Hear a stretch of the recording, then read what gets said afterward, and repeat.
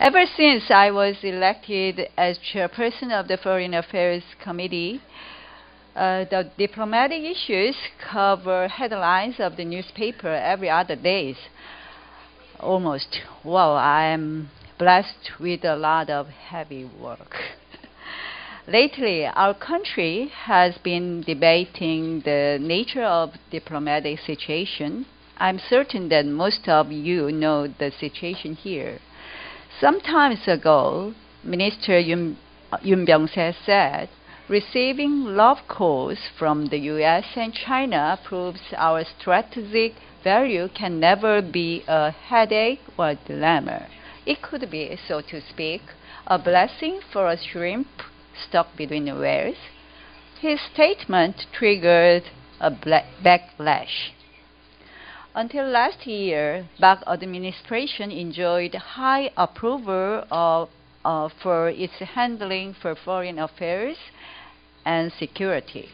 But due to recent changes in the Korean Peninsula and Northeast Asia, the foreign affairs and security situation has become a very complex puzzle. It is very difficult to navigate this new landscape because of the forces of the U.S. pivot to Asia policy, China's assertive diplomacy, and the hard-core relationship between the U.S. and China. There is growing criticism that decisions on important issues are being delayed, resulting with no strategy, no decision, because of the government's strategic ambiguity. Korea-Japan relationship is also locked in the past and not stepping forward to the future. I believe prosperity and peace of the Korean represent that of Asia and world internationally.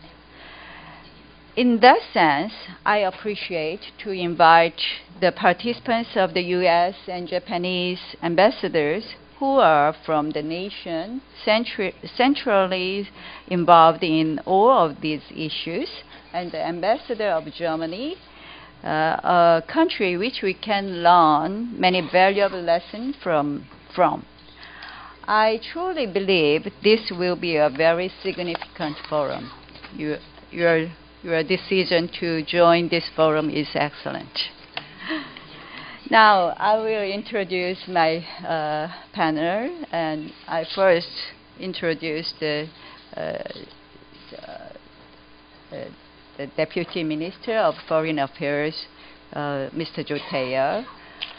Recently he is traveling around the world to gain global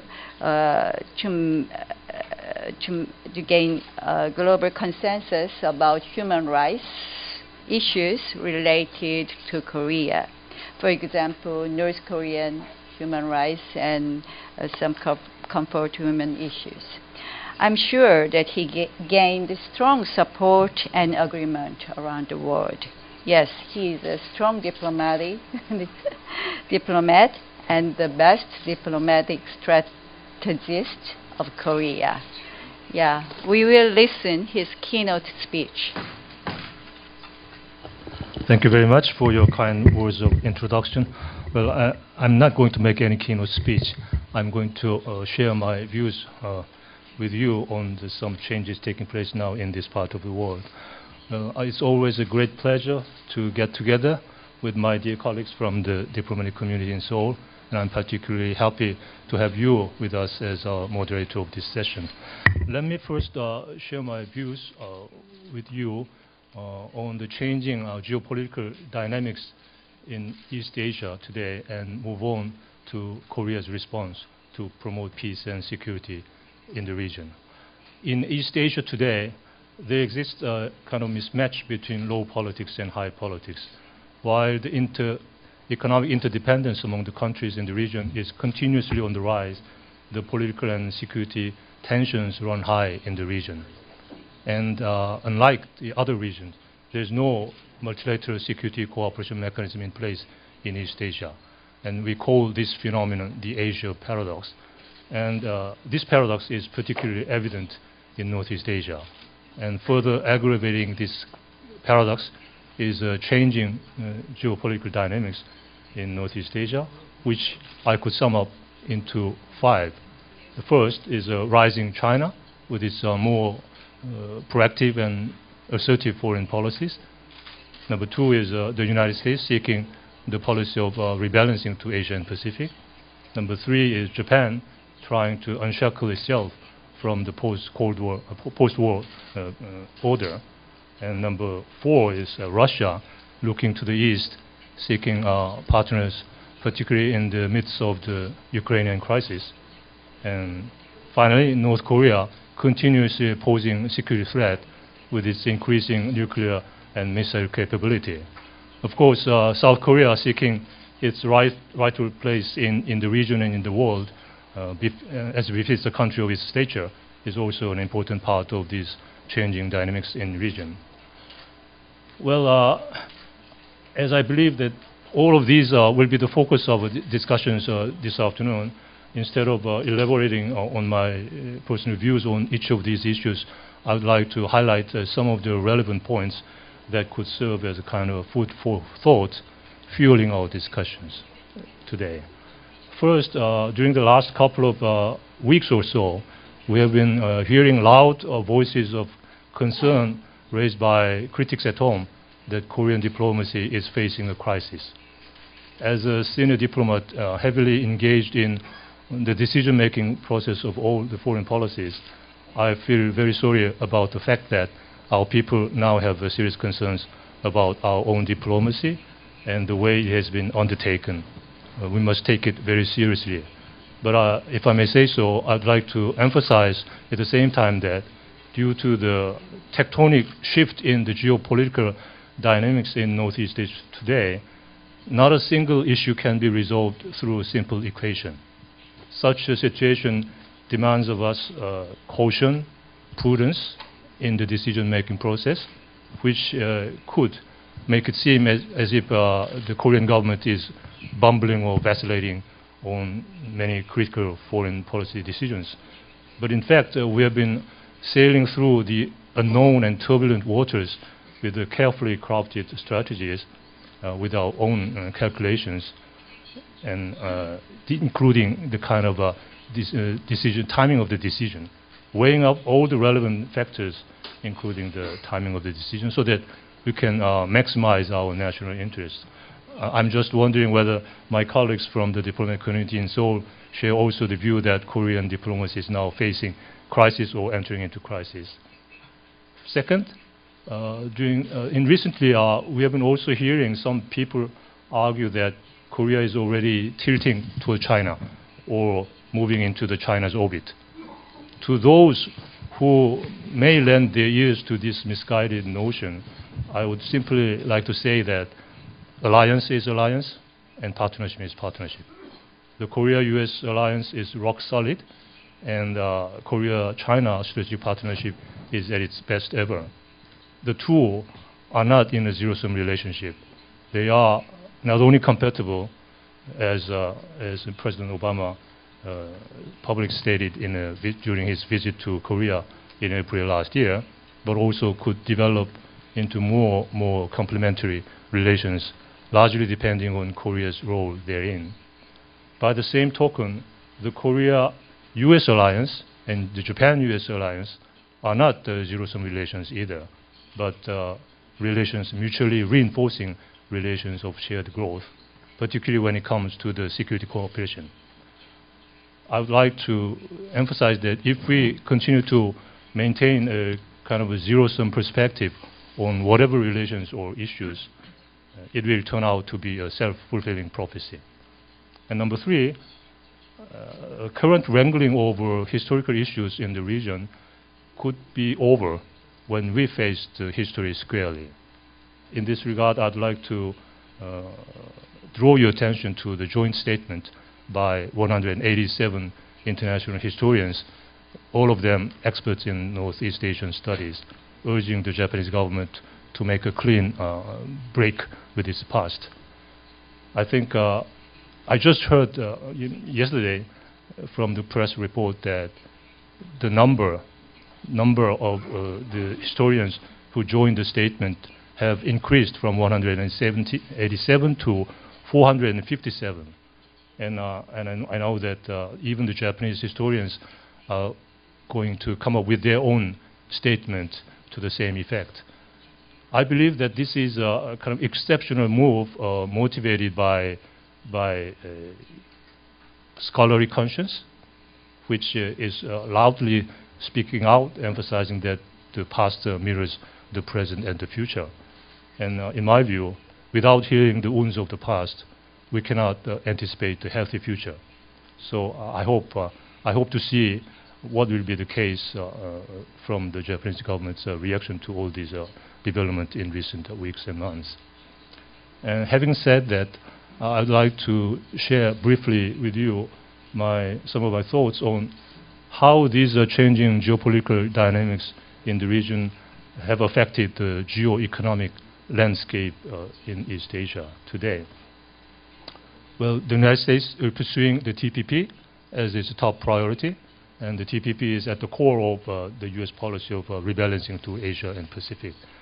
And China is pursuing the One Belt, One Road initiative, and is playing a leading role in the establishment of AIB, the financial platform for the initiative.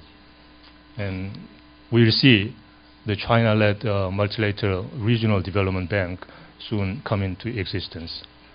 And Japan decided to join the TPP back in 2012 after a long and serious internal debate, and provided an impetus for the TPP negotiations. And Russia is in pursuit of Eurasian Economic Union, while ASEAN is also expected to launch the ASEAN Economic Community at the end of this year. On top of this, the bilateral as well as sub-regional FTAs are also proliferating in the region, and negotiations on mega region-wide FTAs such as RCEP, TPP, and AFTA are also underway. And what I'd like to let you know, one point very clear. When we talk about the TPP, many people believe that this is a U.S. initiative, but this is not the case. It was 4 smaller economies, namely Singapore, Brunei, New Zealand, and Chile, that took an initiative for the TPP negotiations, but the United States kind of later hijacked it for its own sake. And some people talk about FTAP, and they believe that FTAP is a Chinese initiative, but this is also far from the truth. It was the United States that proposed FTAP as a kind of a response to the increasing moves for sub-regional integration in East Asia, in which the United States is missing. And the U.S. took the lead in adopting FTAP as a long-term goal of APEC at its summit in Hanoi in 2006. I'm telling you this because they are evidence that all the major countries in the region are playing very different games with their own respective strategies based upon their own calculations, even going so far as to borrow or hijack the ideas or initiatives of other players. So in the midst of these changing geopolitical and geo-economic dynamics, Korea is also playing its own game with its own strategies and calculations. First, on the geo-economic side, we are now pursuing to actively engage in regional and global value chains and trying to contribute to the regional integration as well as trade and investment liberalization in the region by taking the lead in expanding the FTA, regional FTA networks. And we are also trying to participate actively in the bilateral and sub-regional FTAs such as Korea, China, Japan FTAs, as well as RCEP, and actively participating in the discussions on FTAP. And this is Korea's response to the geo-economic landscape in the region. And on geopolitical side, we are, let me say one more thing. On the FTA networks, up until 2013, Korea had remained one of the two latecomers to the FTA negotiations with Mongolia, which had not concluded a single FTA up until that time. But in a decade or so, Korea has emerged as a kind of a regional FTA hub, having concluded 15 FTAs with 53 countries in the world, including the big economies such as the United States, European Union, and China. So Korea now is number 3 in terms of the size of the FTA networks. And on the geopolitical side, Korea is pursuing the Northeast Asia Peace and Cooperation Initiative, or NAPC for short, as we believe that the root cause of the Asia paradox is a deficit of trust. So this initiative is aimed at dismantling the current structure of mistrust and confrontation by accumulating the practices of dialogues and cooperation among the countries in the region, starting with the soft issues such as nuclear safety and energy security, cyber security, and climate change and so on, and then gradually moving into hard security areas. And we are also pursuing the Eurasia Initiative, which is seeking to promote the connectivity in the Eurasian continent and contribute to building a foundation for peace and prosperity in Eurasia. And we try to make Eurasia as one continent, to restore Eurasia as one continent, which had been disconnected during the Cold War period. And the trilateral cooperations such as Najin Hassan project will also continue to be pursued. And this coming July, the Silk Road Friendship Express are going to depart from Seoul and going to run through the cities in Russia, China, and Europe. And all these initiatives are important, not only because it will contribute to promoting the connectivity in Eurasian continent, but also because it will contribute to the solid foundation of the reunification of the Korean Peninsula in the future. In hindsight, in Northeast Asia and the Korean Peninsula, historic opportunities have arrived in the Korean Peninsula for fundamental changes into Korean relationship almost every 2 decades. The first, in the 1970s, amidst the East-West détente, there was a brief thawing period in terms of inter-Korean relationship, which was culminated by the joint communique of July 4th, the first document signed jointly by the two parts of Korea.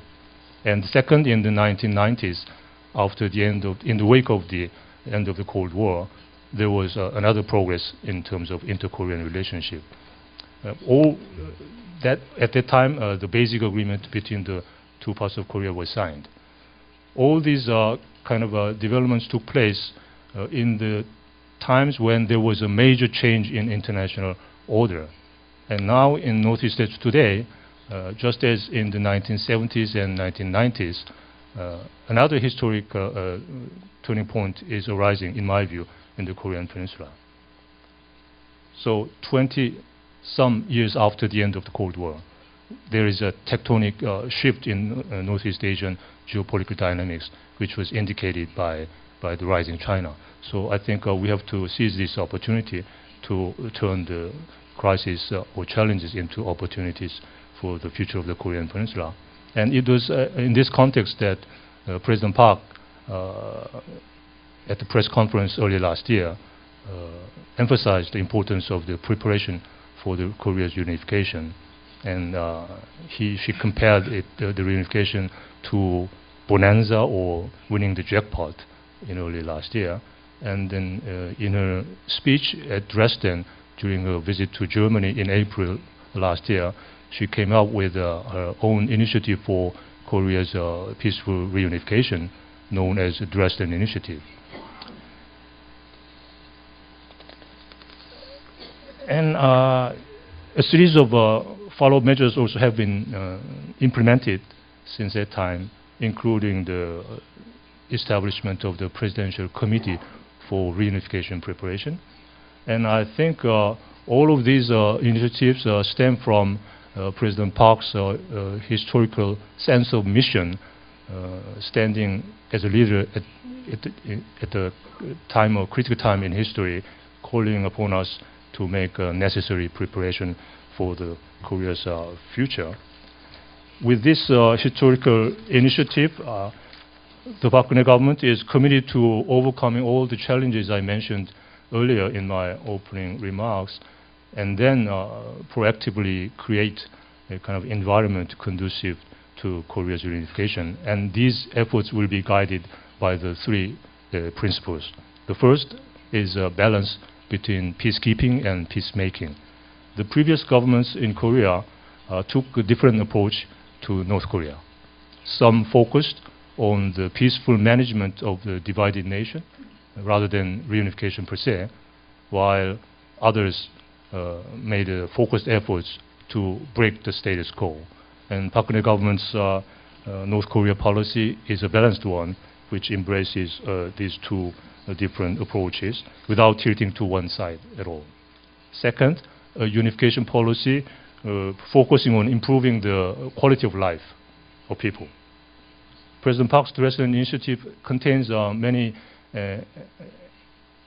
actionable proposals to address the humanitarian issue of the North Korean people and to build the infrastructure to improve the livelihood of the North Korean people and to restore a sense of unity and deepen integration between North and South Korean people, all of which we may call small reunification. If North Korea is genuinely willing to respond to these initiatives, then all these proposals can be executed right away. Third, reunification that is in harmony with the interest of the neighboring countries is blessed by the international community and contributes to humanity as a whole. And a unified Korea will be a geopolitical blessing in Northeast Asia. It will not only serve as a catalyst for the Korean economy, but also it will create and generate new economic opportunities for neighboring countries. And the Northeast Asia in general will then enjoy the peace and prosperity, and the entire world will be able to share the resulting peace dividends. The Korean government will promote the vision of these vision and benefits of unified Korea very vigorously and expand networks for strengthening the international support toward reunification. And we will continue to strengthen our strategic cooperation to this end with the countries relevant to the future of the Korean Peninsula, such as Germany, and making use of the existing channel for dialogue, such as Korea-German Advisory Group on Foreign Policy towards Reunification, and the channels such as Korea Peninsula Club or Peace Club, which are both channels for dialogue with a group of countries which are maintaining diplomatic ties with both Koreas. We may not immediately see the progress, and the process will be somewhat slow, but looking far into the future, we will continue to pursue these peace-building initiatives with kind of determination and patience in the coming months and years. In concluding my remarks, from a broad perspective, the Asia paradox is not entirely negative phenomenon. The mismatch between low and high politics in the region is mainly due to the extremely dynamic business activities that have been outgrowing the political and security tensions in Northeast Asia. So this will contribute to mitigating the political and security tensions in the region. But in order for security and peace to take firm root in the region, trust among nations is vital. And that is the conviction based upon which President Park has designed and vigorously pursuing the trust policy during the last couple of years. given the time constraint, I will stop here, and then I'm looking forward to the interactive discussions. Thank you very much. Thank you for your detailed speech. Yeah, he covers almost every issues, from geopolitical to economy issues, and almost from diplomatic issues to the issues of unification. Thank you again. I think there are a lot of opinion about his speech. Now we will. It's time to listen each ambassador's opinion. First, I think Mr. Bashogoro is the first. Yeah, Mr. Bashogoro is who enjoys good reputation. Whenever I meet diplomats, everyone praise him, and every diplomat says they never compete with him. And for me, I was impressed with him because he is the first ambassador to congratulate my position of Foreign Affairs Committee. After my election, he sent big, giant flowers, so he cannot feed in my office. Now it's time to listen to Mr. Bashogoro. Thank you very much. I didn't realize flowers meant could make such a difference. Ms. Nagyamon, thank you for that kind introduction, and thank you for allowing me to participate in this discussion, which I'm sure will be very interesting. And Vice Minister Choteo has given us a very lively and stimulating presentation. And I feel that there are so many issues there that he's thrown out onto the table that I don't think I can respond to or react to all of them. So I think what I'll do is to make some general points first, 3 perhaps. One is that he asked some very big questions, like, is the Korean diplomacy, what was the word he used, in a crisis? Or is Korea tilting towards China? Or is Japan facing squarely towards history? Very relevant questions, perhaps, very important questions, but for a practitioner like me, ambassadors, what matters is what each country does specifically, concretely to a specific situation, and what is the actual measure that you actually take. So, I mean, if you ask the question, is Korea tilting towards China? Well, the whole world is tilting towards China. I mean, it's growing, as you said. Japan wants to have good relations with China. I'm sure the United States wants to have good relations with China. So does Europe. So that is not really what matters. When we talk about specific issues, as I said, if we talk about North Korean nuclear issue, or when we talk about the global warming, we have to consider China as a very important partner. So the specifics of what we do, I think, is what we really should be looking at. And that brings me to the second point that you raised, which is very important, and I agree completely, and that is that this world is not a zero-sum game. I mean, you can take many examples, but I mean, I think you said it very eloquently, so I won't elaborate more on that. But the important thing for diplomacy is to look for common interests, instead of saying, you win, I lose, or whether it's 50-50, 60-40. I think the important point is to find common interest so that 1 + 1 is not 2, but 3 or 4, whatever. So I agree completely that it's not a zero-sum game. That's my second point. The third point is that there were mentions about the word trust. And I think that's very important. It's important everywhere, not just in East Asia, but all over the world. And the question is how one builds trust. And my feeling is that if you go up to somebody and say, I don't trust you, but we need trust, so what are you going to do about it? That is not the way to build trust.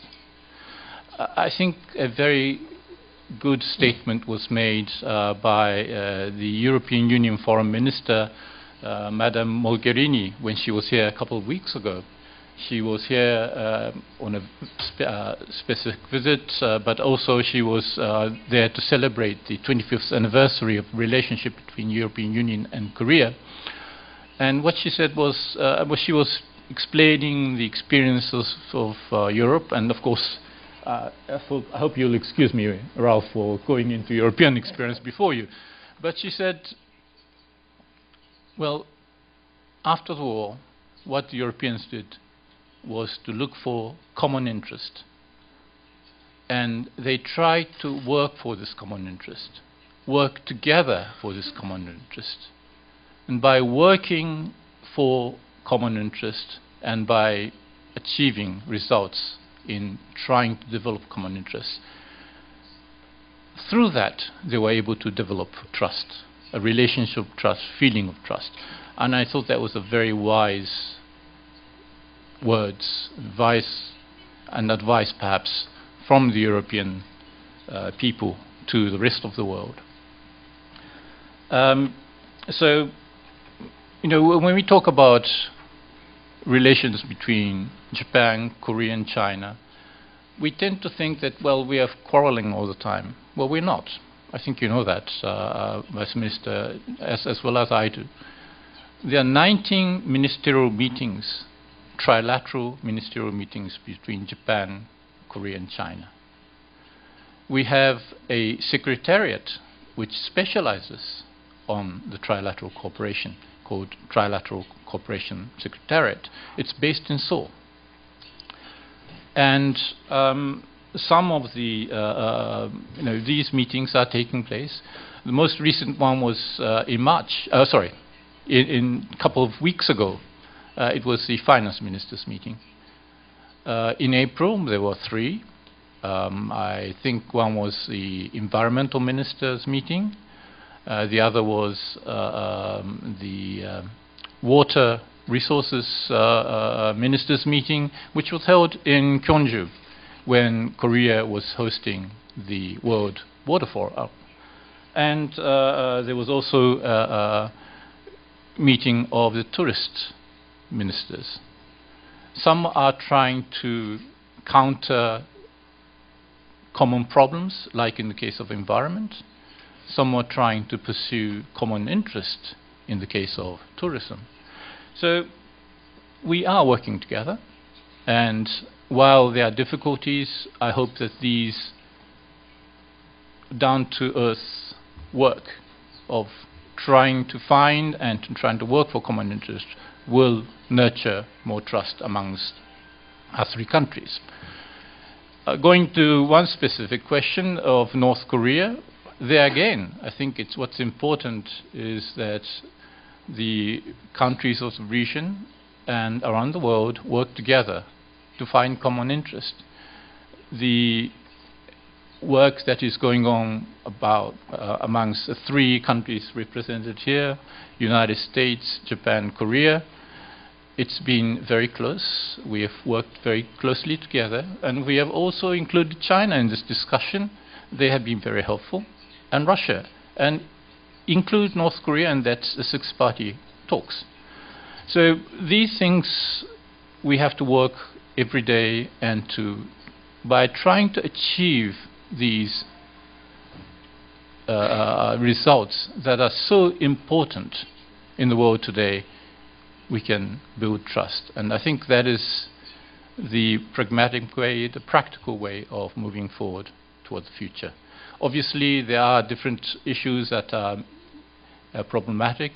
The question of history that was mentioned both by Madam Na and Vice Minister Cho, those are things that we need to try to make better and to arrive at a better understanding.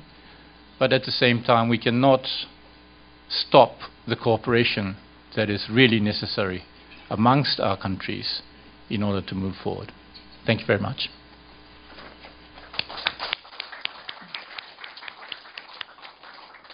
Thank you. Thank you. Yeah. How to make a trust is very important.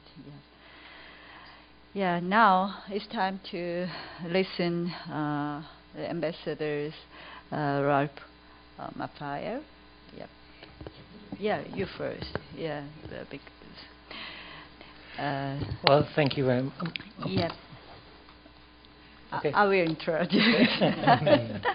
Yeah, Mr. Ralph Maffay experienced the unification process of Germany when he was young, and he stated that he felt euphoria when it finally happened. So I think he will mention a lot of issues, but I hope if you mention about the unification of Germany or about South and North Korea, it's better.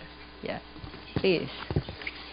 Well, thank you very much, Madam Chairman. Ladies and gentlemen, it's a great honor and pleasure for me to participate in this session. And I should say that certainly we as Germans are observing Korean foreign policy and the situation on the Korean Peninsula with a particular sympathy or empathy. And we surely hope that you will have, in a not too distant future, unification just as we have experienced it.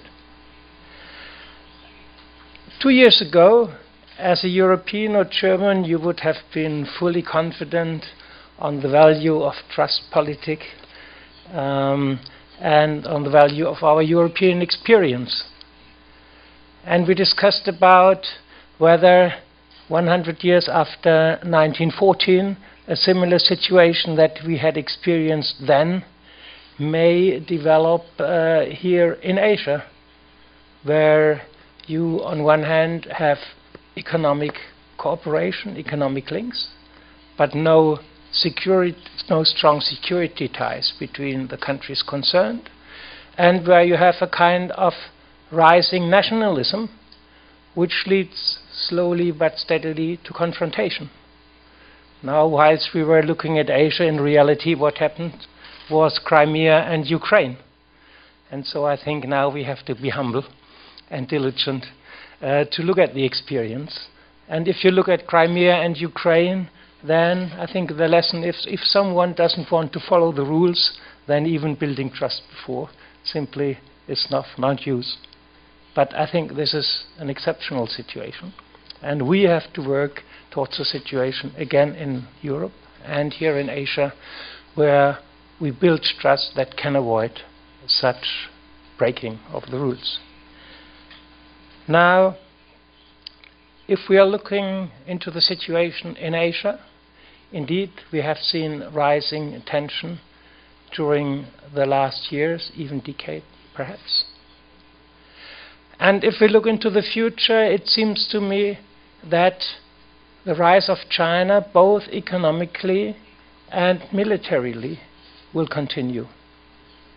And that, as we perceive, China is taking a very strong attitude as far as its core interests are concerned, economically, but in particular on the territorial side.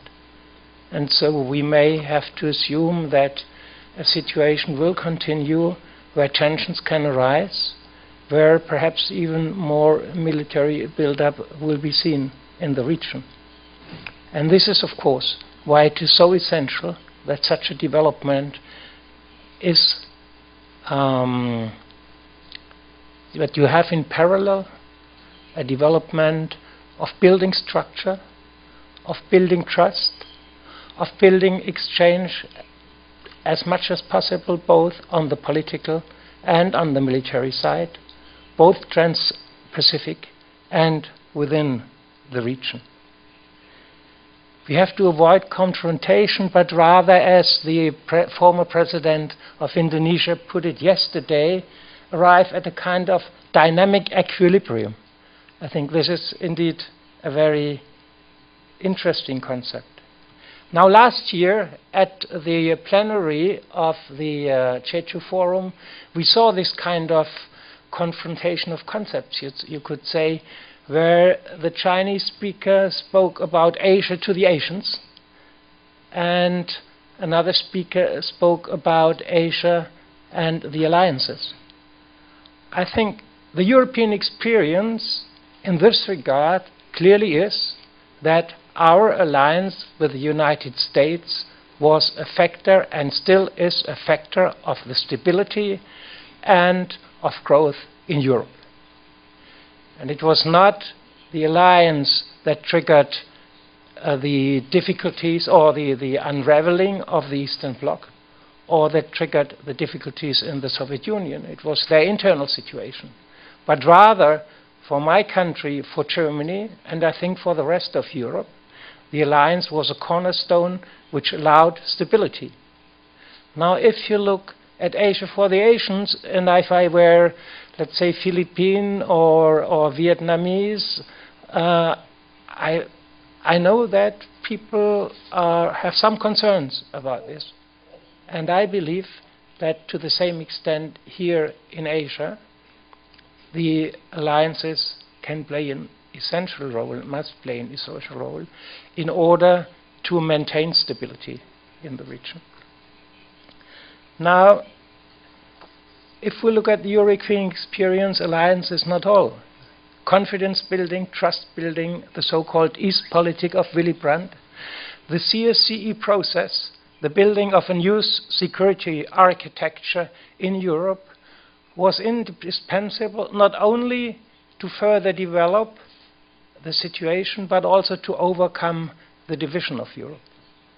And in that sense, it is certainly essential to build cooperative structures in Asia and to arrive at a security architecture which will take into account the security of all countries in the entire region.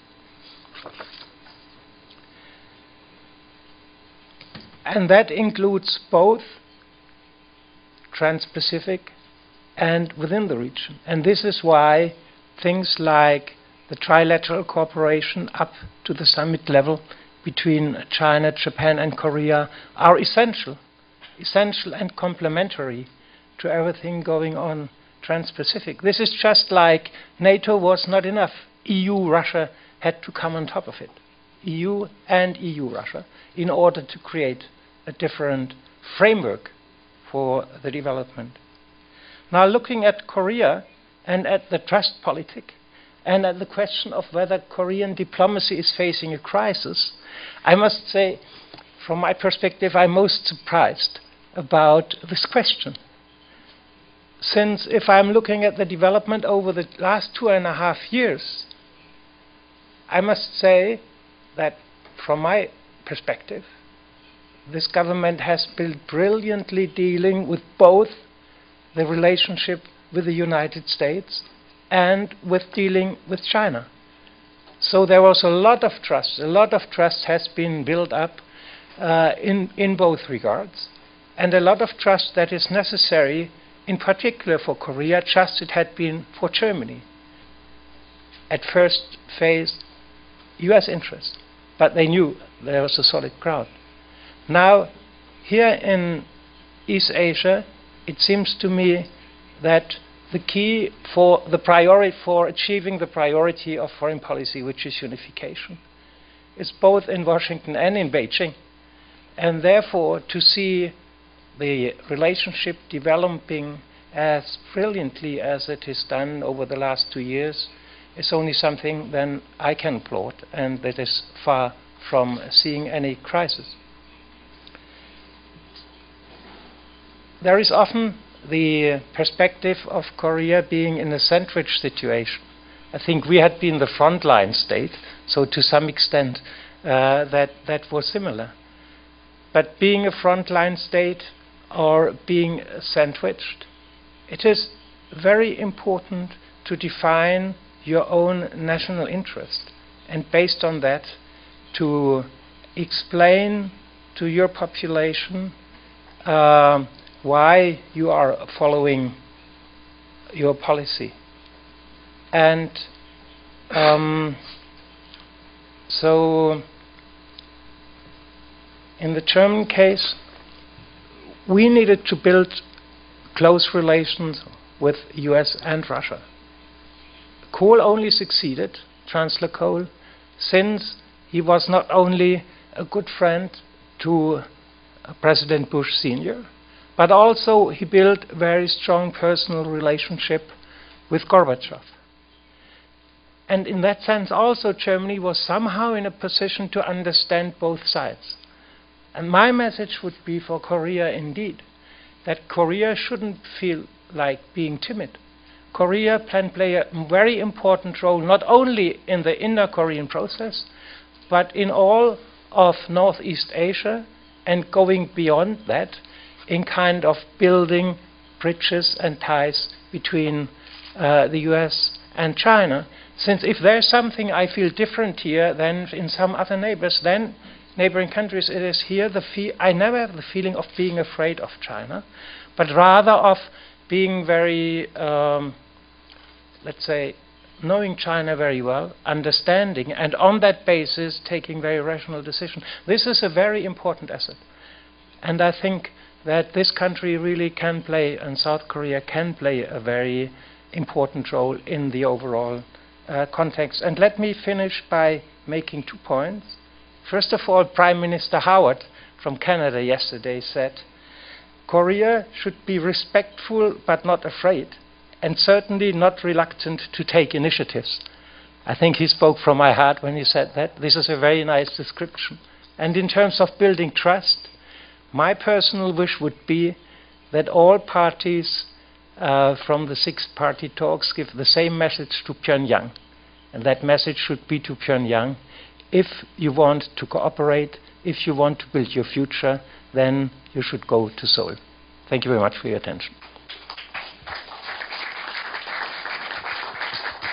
Thank you, Mr. Maffire. Your perspective on these issues blossomed new ideas to many people. And I deeply agree with your opinion that Korea can a great role within among the nations. Yep. And now it's time to meet U.S. Ambassador Mark Rippert. He recently experienced the incident that frightened everyone, and however he bravely overcame. Thank you again.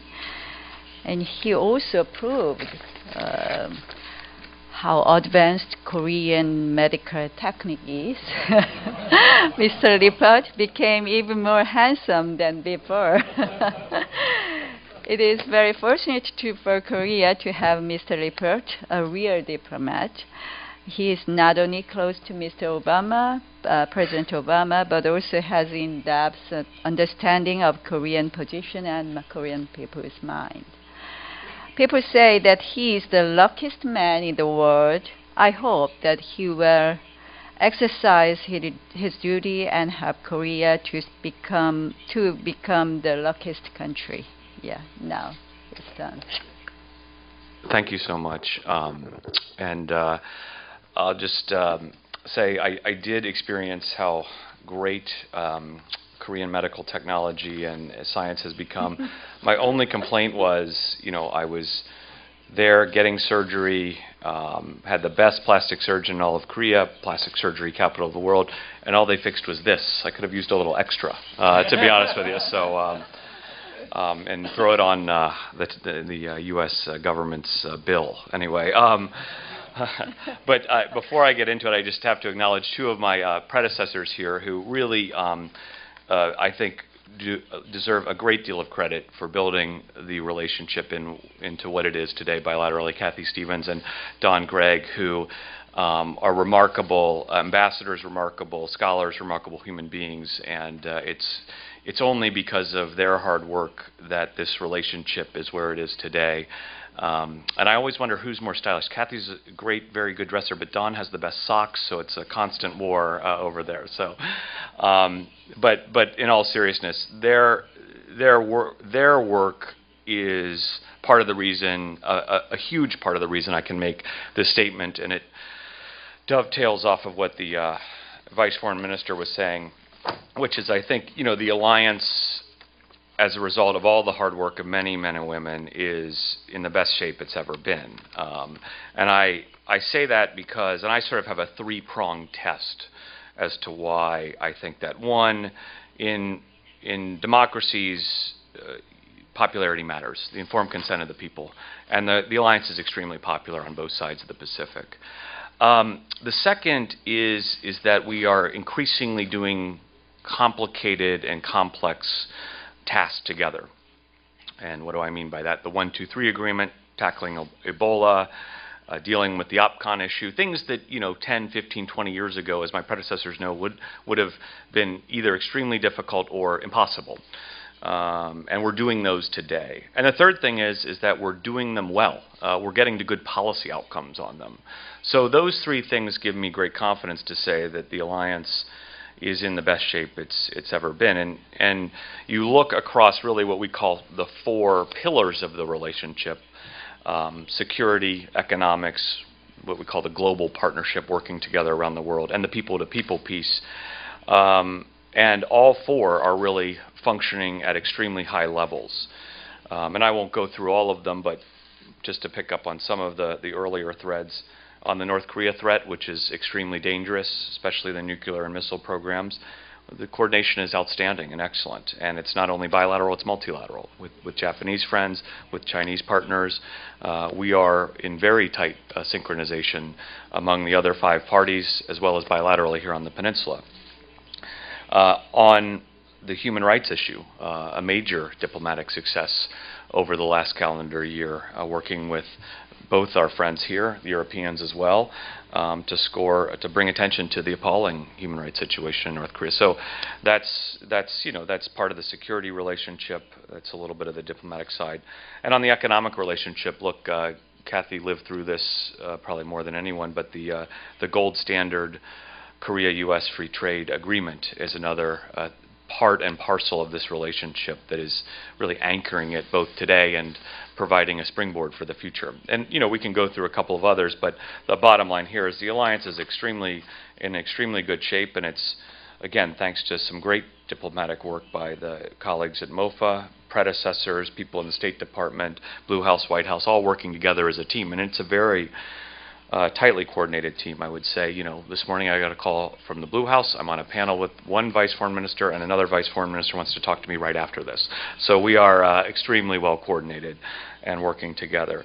The second comment I would just make, to take one step back, is a couple of panelists mentioned the rebalance, and I probably thought I should mention a little bit about our Asia strategy writ large, of which the rebalance is the heart of. I guess I would say first, just to remind folks, we basically have a three-pronged Asia strategy: strengthen the alliances, engage with emerging partners, and work on the multilateral architecture. Right, and those three prongs are, I think, working quite well. And early on, speaking to two of our closest allies in Asia here, these were among the first visitors to the White House in 2009, their leaders.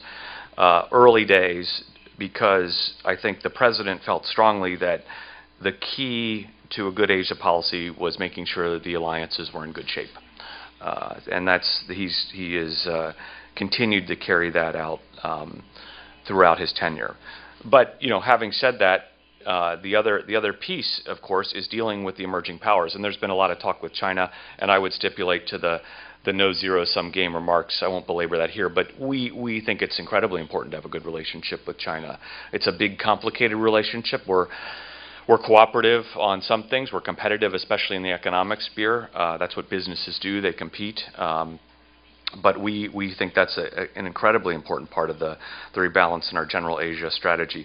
But I'd also be remiss if I didn't mention two other countries that are huge emerging powers, India and Indonesia. and the Prime Minister of India was just here.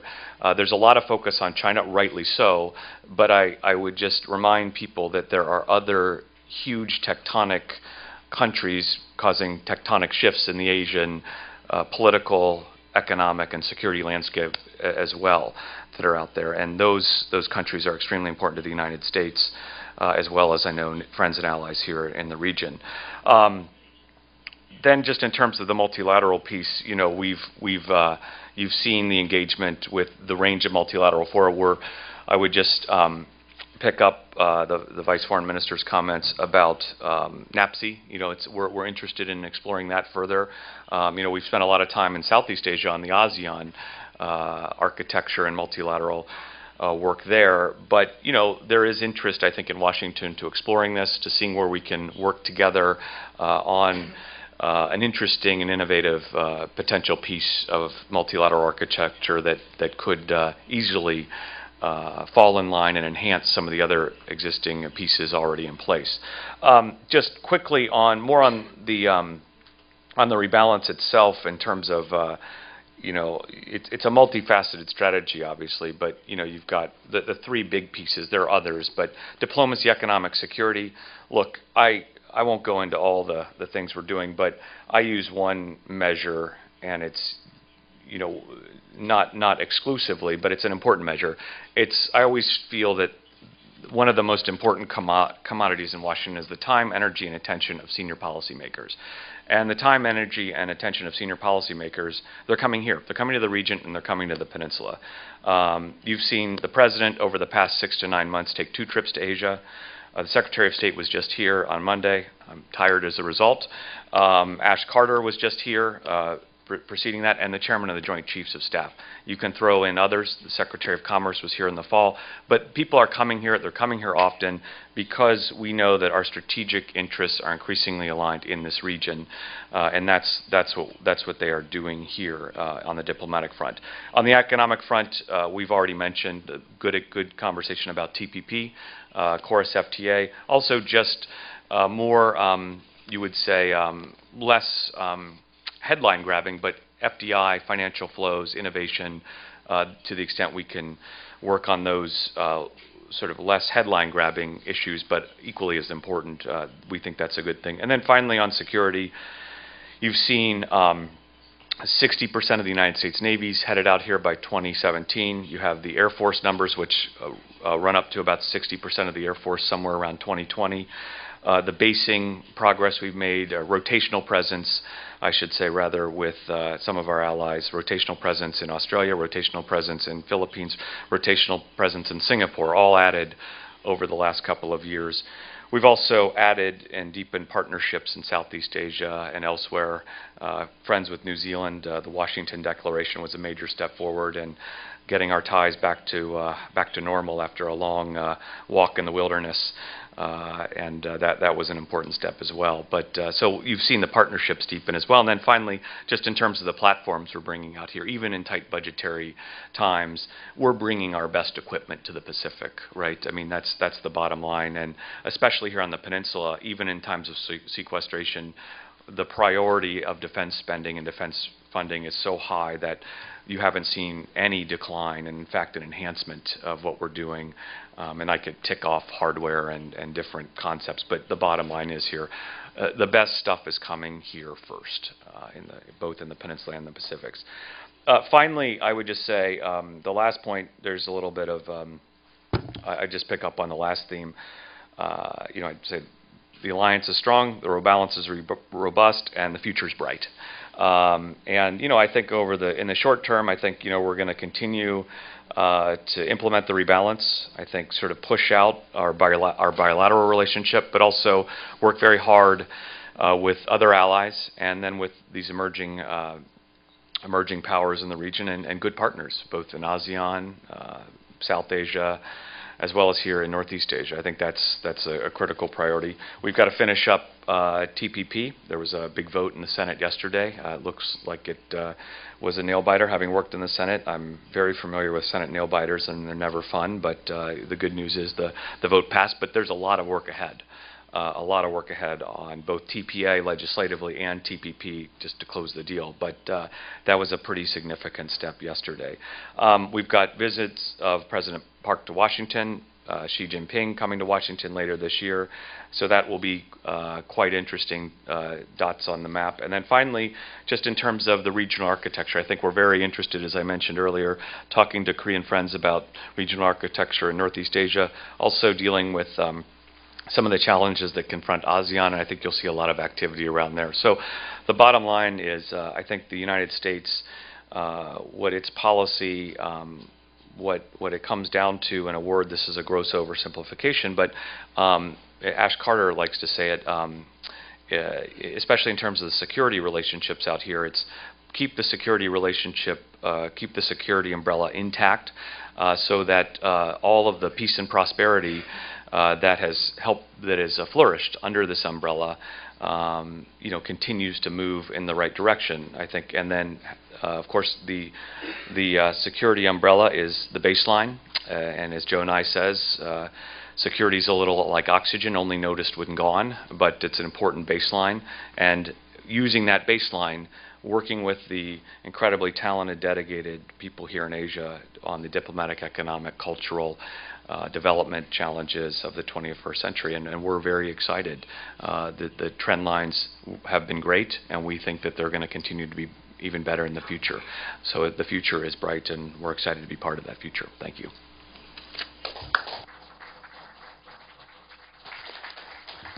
Thank you. Thank you for your opinion, which touches almost every issue too. Yeah.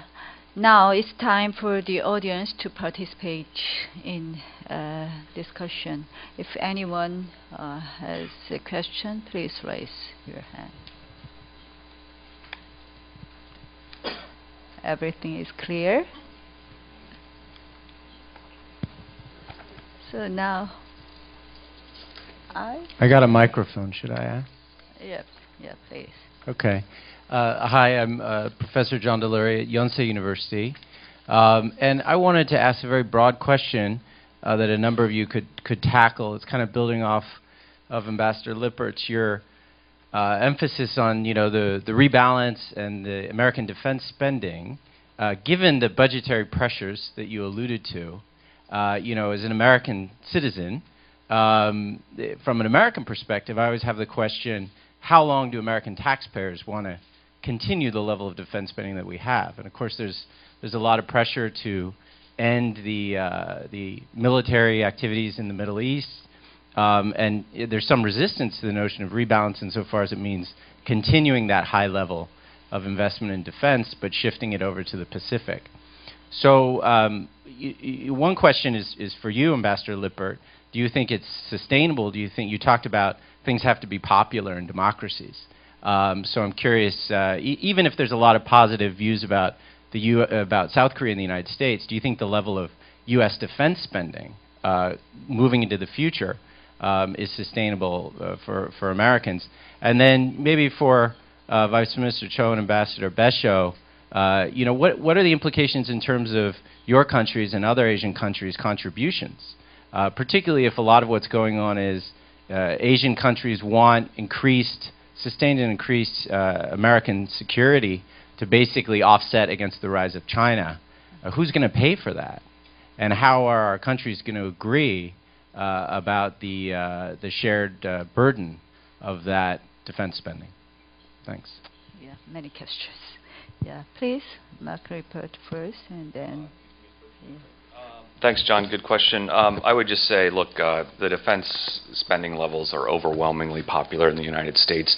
Defense bills tend to pass 96-2 in the Senate, and with 300 some odd votes in the House. I mean, it's just, the fact of the matter is, I think we're going to be upwards of over $600 billion in the top line in defense for the foreseeable future because there's such wide bipartisan support for it, number one. Number two, I think we do have some work to do in the defense spending. You've got the 660 whatever billion top line. It goes up and down depending on how much you count supplemental and other funding. But we've got some work to do internally in terms of Personnel costs, our military cost per person is rising. We've got to deal with that to get that in a better place. I think Congress and the administration are working on that. We will obviously want to compensate the men and women in uniform in the United States military for all the outstanding work they do. But at the same time, we have we have to sort of deal with our healthcare costs inside the military, some of the housing costs, and I think we're starting to get a handle on that. So, in addition to having a high top line, I think that we're also going to see better efficiencies within that top line. So my answer, based on both of those, given that there's bipartisan support for the top line and for trying to get more efficiencies within the top line, is a resounding yes for the future in terms of defense dollars and spending. One final point is, but it's also important that, look, defense, I always think, gets everybody very excited in terms of the media and the rebalance, because look, you can see it. The Defense Department is big. It responds quickly to tasking, whereas the economic pieces, the diplomatic pieces, the development pieces aren't usually as visible, and they usually are sometimes slower to develop. So the important thing is, I think, in the U.S. to, while we have this big defense budget, make sure that the other pieces are all coming into place of the rebalance, and keeping those other pieces in track, I think, on track is a challenge and a charge of sort of the senior policymakers in Washington. Yeah, now, Deputy Minister. Well, if I may, when it comes to the defense burden sharing, I think Korea has been working very closely together with the United States by taking a leading role rather than supporting role since a couple of decades ago. And the SMA agreement, which was successfully concluded last year, is an evidence of our commitment to continuing to do so. And I think Korean people at large and the government in general are ready to do the same in the coming years as far as defense building is concerned. Yes, thank you. Ambassador Meshigoro. Yes. Well, the security relations situation in East Asia does depend heavily on the presence of the United States, and we are appreciative of the role the United States has been playing, and we hope that they will continue to play a very important role. Obviously, it's not just military presence, the political presence, the diplomatic efforts that we all put in is going to be important, but obviously the military aspect is something that we really need to think hard about. And I think you know that Japan and the United States have been discussing ways in which we can be more cooperative with each other, how we can work together in a more effective manner. And that is the work that we've done and agreed on in recent months. This is, of course, certainly for the benefit of our own defense, Japan's defense, but we believe that this will be beneficial to security in the region. And I feel that all this discussion sometimes is not well understood by some of our partners, but we have tried to explain the process as the process goes on. I believe that we've been able to talk quite often with our Korean friends, our OK friends, and we have tried to be as transparent as possible. We are now having discussions in our own parliament about how we address these issues, and it will be a public debate, as obviously it will be in parliament, so you'll be able to judge for yourself. And in this context, we've talked about US-Korea alliance being very strong. Japan-US alliance is already strong, but we're trying to make it stronger. But in the relationship between these three countries, I think the security cooperation, defense cooperation between Japan and Korea has not been as strong as perhaps expected by our friends. So I think we do need to try to overcome the political difficulties that exist in both countries, perhaps, both meaning Japan and Korea, and try to find a way in which we can move forward. And I believe, at least for working on the North Korean problems, the nuclear issue in particular, there is agreement that we really should be working together, and the United States is playing a very important role in keeping us together. But obviously our relations with China and Russia is something that we really need to make sure will help us make progress in this regard. Thank you. Thank you. Is there anybody? No? Yeah, please.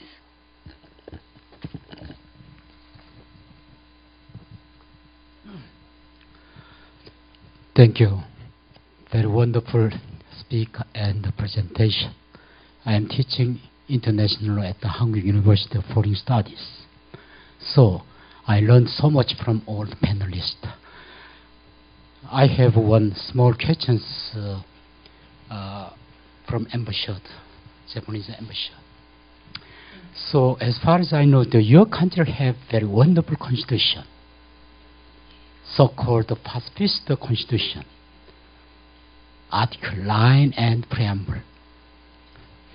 As far as I know, so if you sincerely wish the world peace and prosperity in the Asia and in the world, you must keep this constitution. So, regarding the former, your country, the World War II or the pacifist, the war victims. So, this would be the clear evidence for your diplomacy, evidence